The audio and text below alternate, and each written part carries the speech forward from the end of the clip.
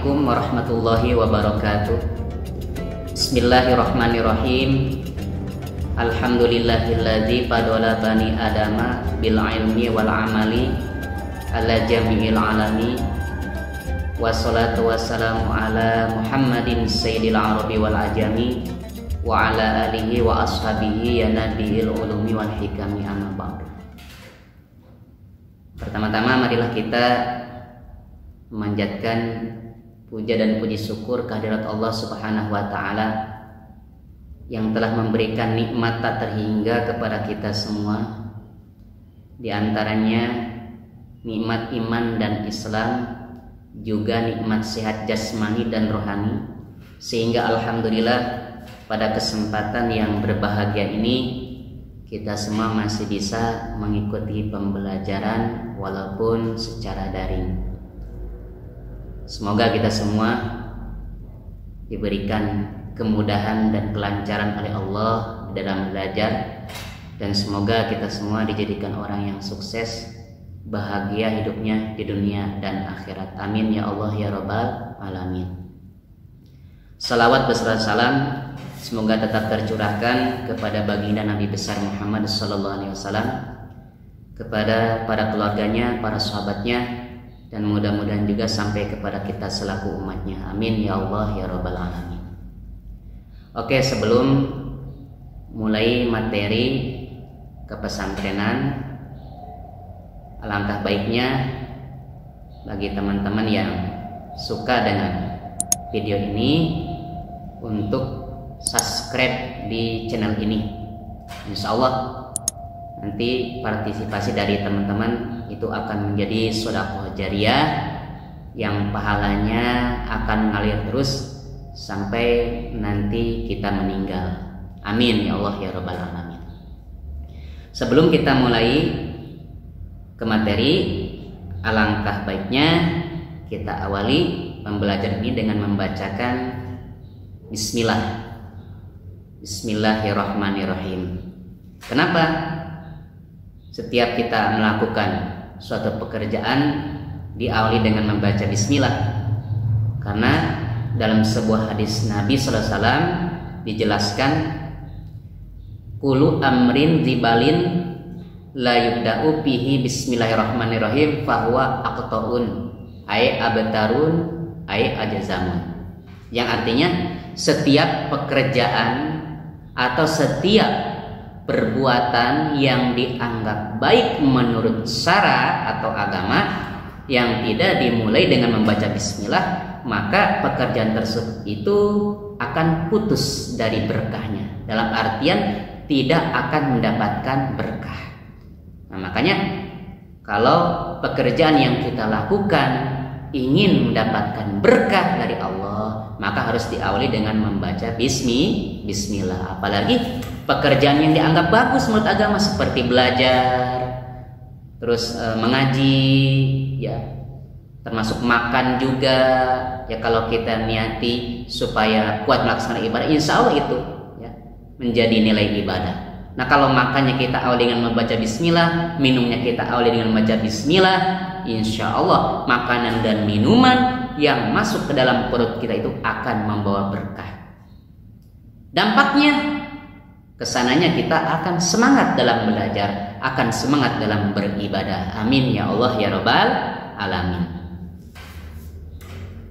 Adik-adik, siswa-siswi SMK Mambal Ulum, khususnya kelas 12 yang Bapak cintai dan Bapak banggakan, untuk materi sekarang ini yaitu tentang masalah iman kepada Nabi.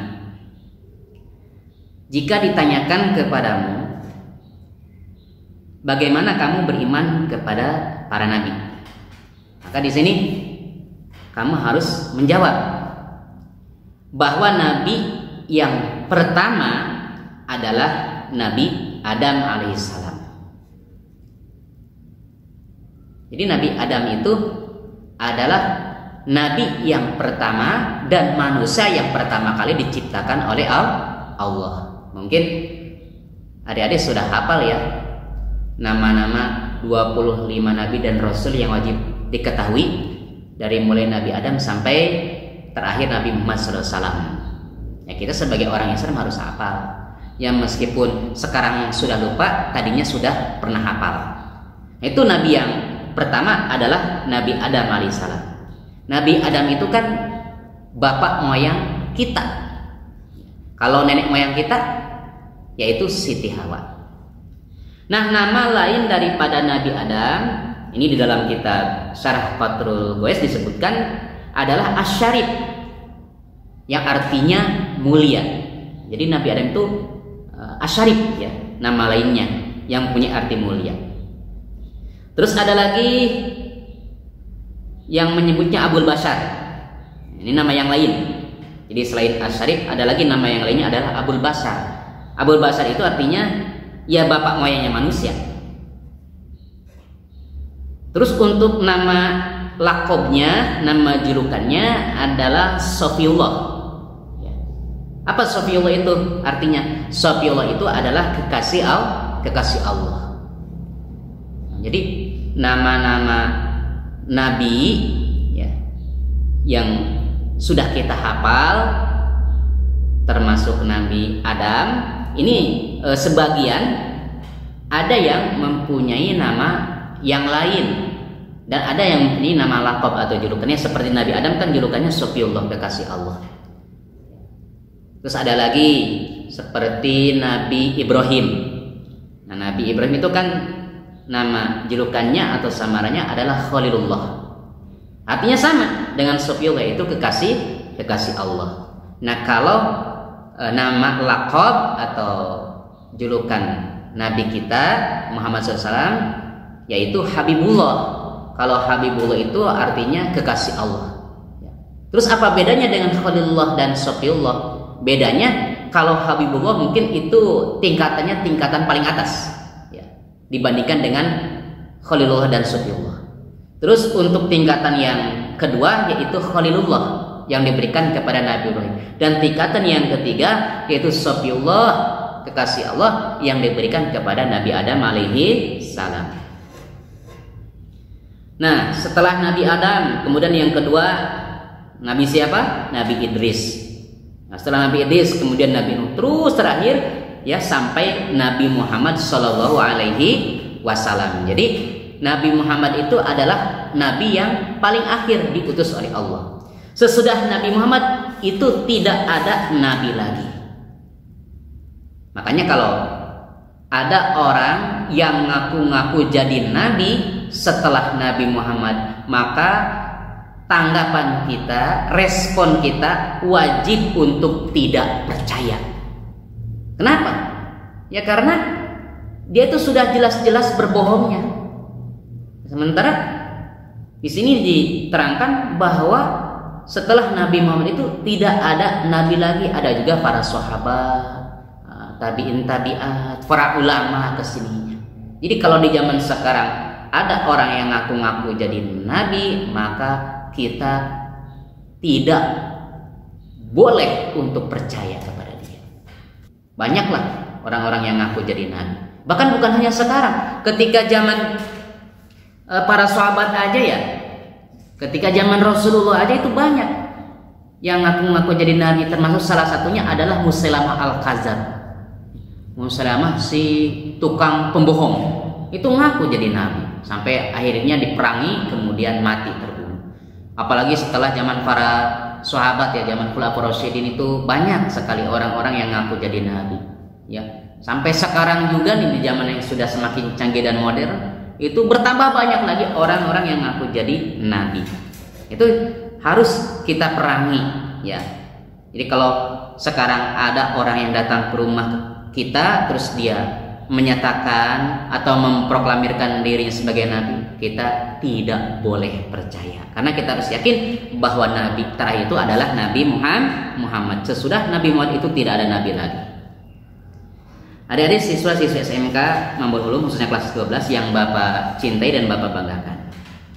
Ini para nabi semuanya itu menyampaikan berita gaib ya, yang datangnya dari Allah. Seperti apa? Seperti hari kiamat, dan juga ihwalnya, keadaan yang terjadi pada hari kiamat. Terus kebangkitan manusia dari alam kuburnya. Jadi setelah terjadi kiamat, nanti orang-orang yang sudah meninggal ya dari zamannya Nabi Adam sampai akhir zaman itu nanti akan dibangkitkan lagi oleh Allah yang disebut Yaumul Ba'ats, hari kebangkitan dari kubur, bukan kebangkitan nasional. Terus penghalauan dan pengumpulan manusia di padang mahsyar untuk dihisab dan dibalas amalnya. Nah, itu juga termasuk berita yang gaib ya. Adanya syafaat dari para nabi, dari para ulama ya. Termasuk di sini syafaatul uzma, yaitu syafaat yang agung dari Kanjeng Nabi Muhammad SAW.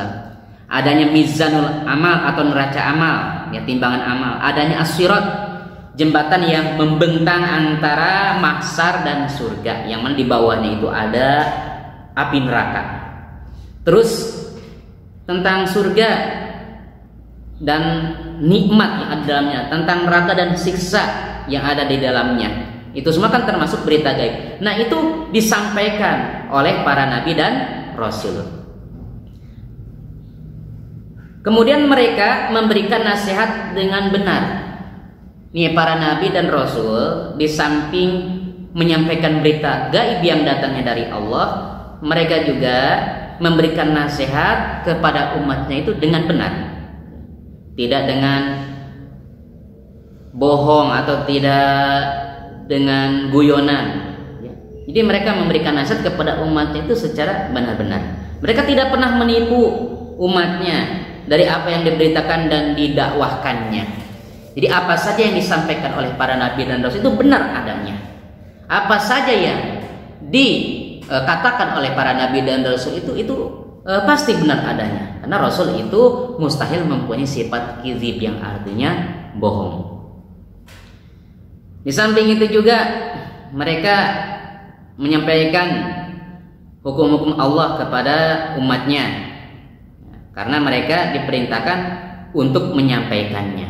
Nah, jadi para rasul di samping mereka menyampaikan berita gaib, memberikan nasihat dengan benar kepada umatnya, mereka juga diperintahkan oleh Allah untuk menyampaikan hukum-hukum Allah yang mencakup hukum wajib, haram, sunnah, makruh, subhat dan yang lainnya. Itu kan awalnya disampaikan oleh para nabi dan rasul. Nah, setelah mereka tiada, kemudian diteruskan oleh ahli warisnya siapa? Yaitu para ulama. Nah, kemudian para nabi dan rasul juga diperintahkan oleh Allah untuk menyampaikan ketaatan ya kepada umatnya, supaya umatnya itu taat kepada Allah Azza wa Jalla dan melarang kemaksiatan. Nah, jadi kita sekarang taat melakukan ibadah kepada Allah ya, itu kan atas perintah Allah melalui nabi dan rasulnya. Begitupun kita dilarang untuk berbuat maksiat, durhaka kepada Allah, itu kan atas sesuatu yang disampaikan oleh para nabi dan rasul, atas perintah Allah juga. Nah, jadi apa saja yang datang dari para nabi dan rasul itu benar adanya, karena semua itu hakikatnya datang dari Allah Subhanahu wa ta'ala.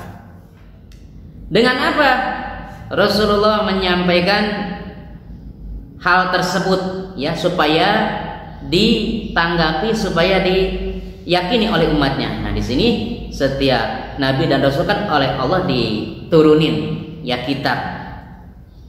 Seperti Nabi Musa kan diturun kitab Taurat, Nabi Daud turun kitab Zabur, Nabi Isa diturun kitab Injil, dan yang terakhir Nabi Muhammad SAW diturun kitab Al-Quran. Jadi semua rahasia-rahasia ya, yang mencakup berita gaib, nah itu semuanya dijelaskan di dalam Al-Quran.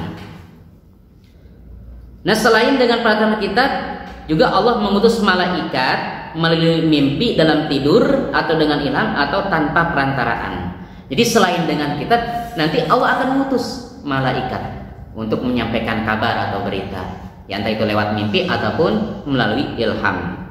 Ya, seperti yang pernah terjadi pada diri Nabi Muhammad SAW. Ya, pada malam Isra itu tentang perintah sholat fardu 5 waktu diterima secara langsung dari Allah tanpa perantara. Nah, itu kan Jadi Nabi Muhammad sebelum menghadap kehadirat Allah Subhanahu wa taala untuk menerima perintah sholat, itu kan awalnya itu ya didatangi dulu kan oleh malaikat Jibril, ya. Malaikat Jibril menyampaikan pesan kepada Nabi Muhammad bahwa malam sekarang juga Nabi Muhammad itu harus melakukan Isra. Isra itu kan artinya berjalan. Berjalan dari mana? Berjalan dari Masjidil Haram Mekah ke Masjidil Aqsa di Palestina. Nah, setelah Isra kemudian Mi'raj. Mi'raj itu artinya apa? Naik. Naik kemana? Ke langit yang pertama, kedua, ketiga, keempat, kelima, keenam, ketujuh. Kemudian naik lagi ke Rabbul A'la, ke Sidratul Muntaha, sampai di bawah aras, ya, menghadap kepada Allah, menerima perintah sholat 5 waktu. Nah, itu kan melalui beberapa proses tahapan. Cuman awalnya itu loh, itu melalui perantaran malaikat Jibril. Jadi kalau Allah tidak mengutus malaikat Jibril, kalau tanpa perantaran malaikat Jibril, mana mungkin Rasulullah bisa sampai ke langit ke-7, mana mungkin Rasulullah bisa menerima perintah sholat fardu 5 waktu. Para nabi juga terjaga dari zilal. Apa itu zilal? Zilal itu artinya kesalahan, ya. Kenapa? Karena para nabi itu dimaksum oleh Allah, dijaga untuk berbuat maksiat, untuk berbuat kesalahan. Beda dengan kita.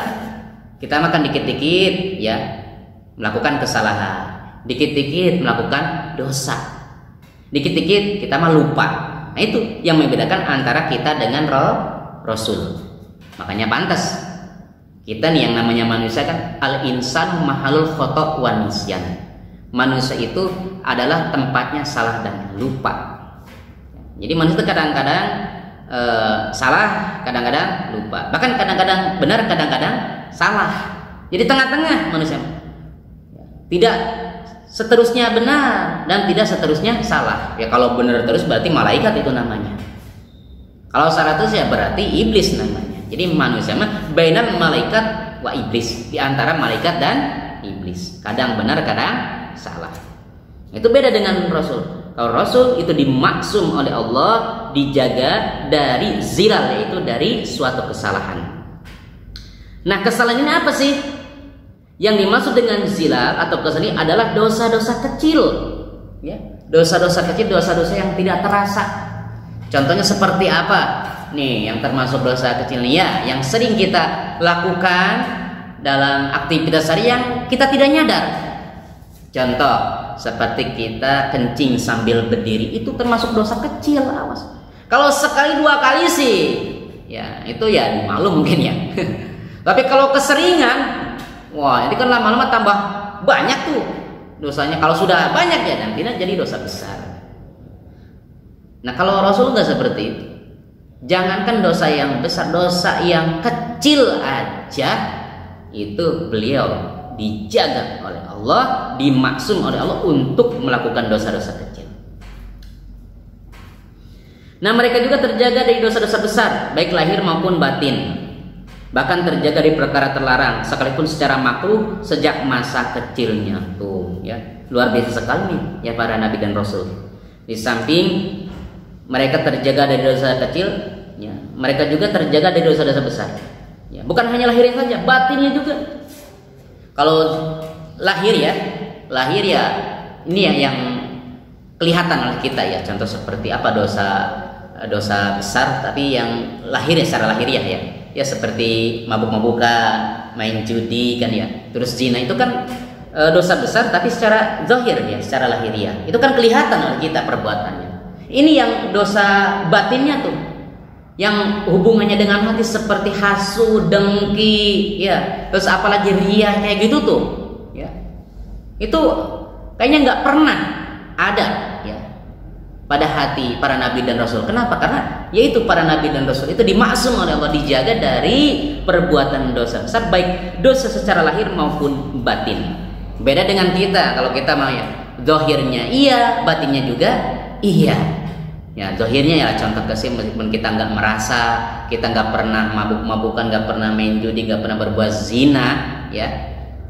Nah, kita kan kadang-kadang sudah tidak terasa ini mata gitu kan kalau lihat cewek yang cantik, yang bodinya seksi kayak BMW ya, tahu BMW, behnul montok weleh-weleh itu kan mata suka jalalatan kemana-mana. Ya, ini laki-laki, ya perempuan juga tidak mau kalah. kalau ada cowok yang cakep, ya wah itu matanya langsung melotot. Nah, itu kan tidak terasa dan kitanya tidak nyadar. Kenapa kita bisa seperti itu? Karena kita tidak dimasum, tidak dijaga oleh Allah. Nah, kalau para nabi dan rasul tidak demikian. Ya, di samping mereka dijaga dari dosa kecil, mereka juga dijaga dari dosa besar, baik lahir maupun batin.